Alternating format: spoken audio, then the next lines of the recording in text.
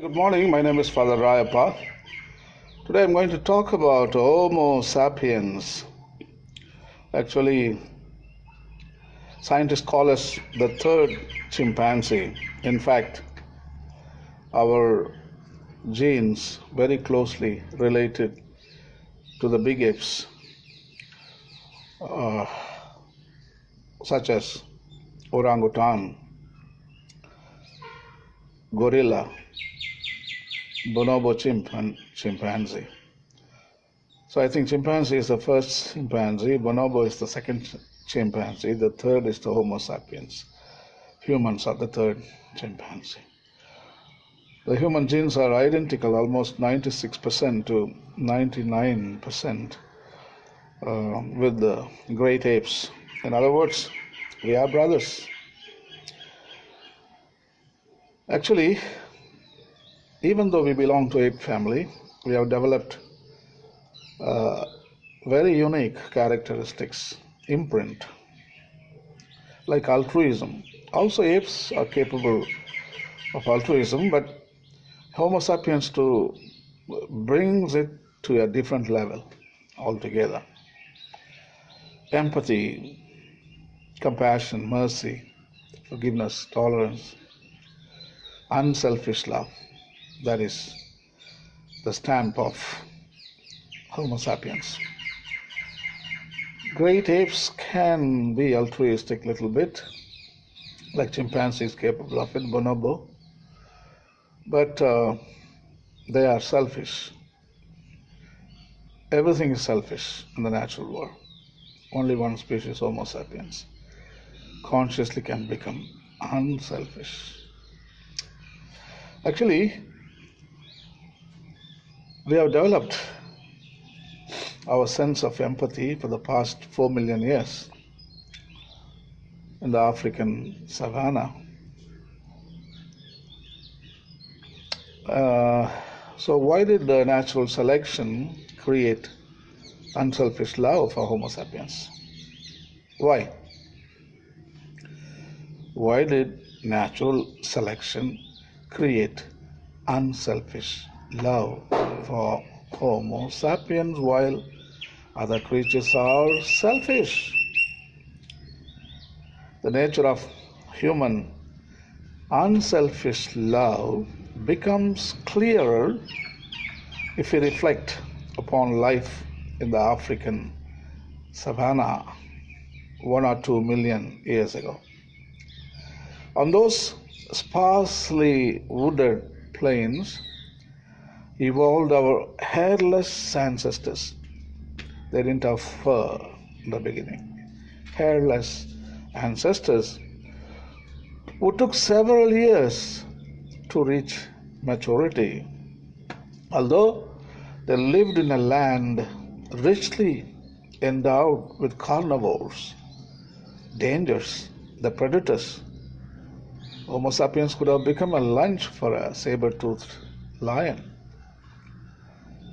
So they lived in a land richly endowed with dangers such as carnivores, predators. Yet our ancestors could not run like a gazelle. Even though dangers were there, they didn't develop as other animals. If the predator comes, gazelle runs away. Cheetah runs 70-80 kilometers per hour. So all the poor creatures, they have developed fly away, run away, swim away, climb away. So that is the survival of the fittest. But humans didn't develop any of this. Although, as I told you, surrounded by carnivores, they didn't run like a gazelle or a deer, burrow like a rabbit. When danger comes, rabbit runs into the burrow. And humans, they don't know how to burrow in. Climb trees like a gibbon. We are lousy climbers, and we didn't even learn how to climb trees, fly away like the flamingos. Danger comes, flamingos fly away. But we didn't learn or fight back like the elephant. We don't even have strength like an elephant. If humans did not band together, they perished. In other words, when danger comes, all other creatures, they fly away, move away, burrow away, fly away, swim away, or climb away. But only one species, they don't do any of this, but they all band together. They don't run away, they come together. Just the opposite. If humans did not band together, they perished. Humans do not even have fur like the ape for the young to cling to. Instead, a human mother must cling to her young. Look at the monkeys.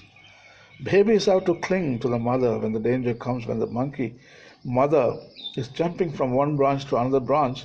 Baby has to cling to the fur of the mother, but only in Homo sapiens society, mother has to hold the baby.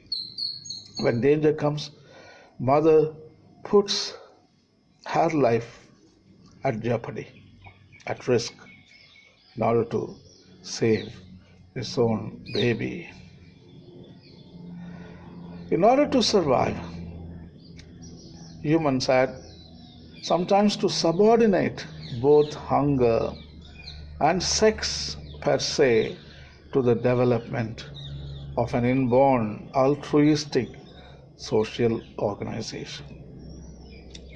From such social bonding came lasting attachment and the survival of their young. On the savannah, a young gazelle can survive with selfish genes. As soon as it is born, it can walk.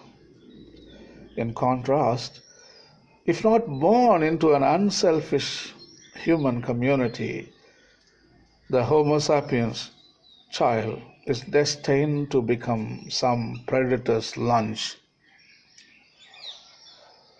When human baby is born, after 9 months in the womb, it has to grow up another 10 months or 1 year before it could walk. But a deer, a fawn, or a calf just born, even an elephant calf, just born, 10-15 minutes, they are able to walk. They are fully developed in the womb of a mother. But our babies, Homo sapiens, not at all. They have to grow up 1 year out. They are dependent on mother. The increased brain size and prolonged dependency of evolving humans have each catalyzed each other. Unconditional and forgiving love became essential to human survival. But such attachment is not rigid and reflexive, as is the gosling's imprinting on the mother goose or a mother bluebird's stereotype care of her young. Rather, love in primates depends on emotionally motivated decision making and on flexible, if not quiet, free choice. Thus, unlike geese and bluebirds, humans have developed religious memes to reinforce their caretaking behaviors. But all this has a religious meme.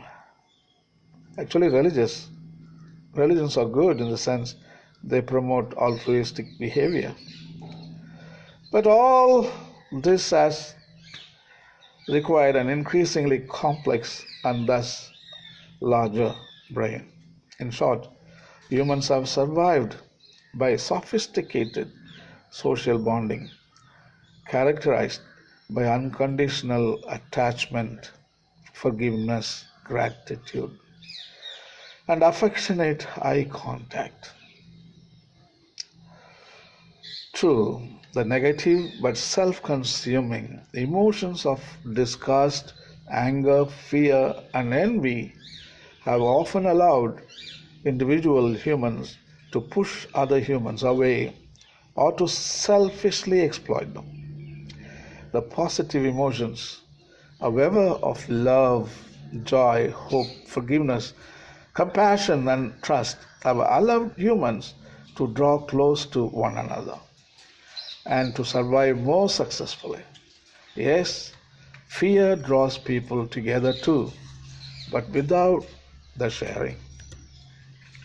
The evolution of the limbic system molds lust into lasting and specific attachment. The two species of chimpanzees and Homo sapiens are the only three mammalian species to make eye contact while nursing. And bonobo chimps and Homo sapiens are the only two species to make eye contact during sexual intercourse. Homo sapiens is arguably the only species to have clear female orgasm and one of the few mammals to remain sexually receptive year round. So only Homo sapiens and other two chimpanzee, that is the chimpanzee and bonobo chimp, only three of them, they maintain eye contact when they nurse their young, when they give milk to the baby. Only these three species, Homo sapiens, chimpanzee, and bonobo, they establish eye contact. Baby sees the mother, mother sees the baby. And only Homo sapiens and only bonobo chimp, they have eye-to-eye contact, intercourse, sexual intercourse, in a missionary position. That's a technical word. All other chimpanzees and all other animals, they have a doggy position, copulation in a doggy position, but only in Homo sapiens society and bonobo chimps, they establish eye contact while they have sexual intercourse. But only Homo sapiens can have sex every day. And the woman also is receptive whole year, anytime. But other animals, they come into heat only few hours or few days. And that is the time they have sex. Only Homo sapiens uses the sex for enjoyment, time passing, for pleasure. But anyway, Homo sapiens is a very, very special creature, there is no doubt, and the religions call Imago Dei. So there are a lot of different things you can observe in Homo sapiens, and which can be used for the good of their own species and also good of other species and to the whole world. Thank you. I'm glad I'm a human. Bye.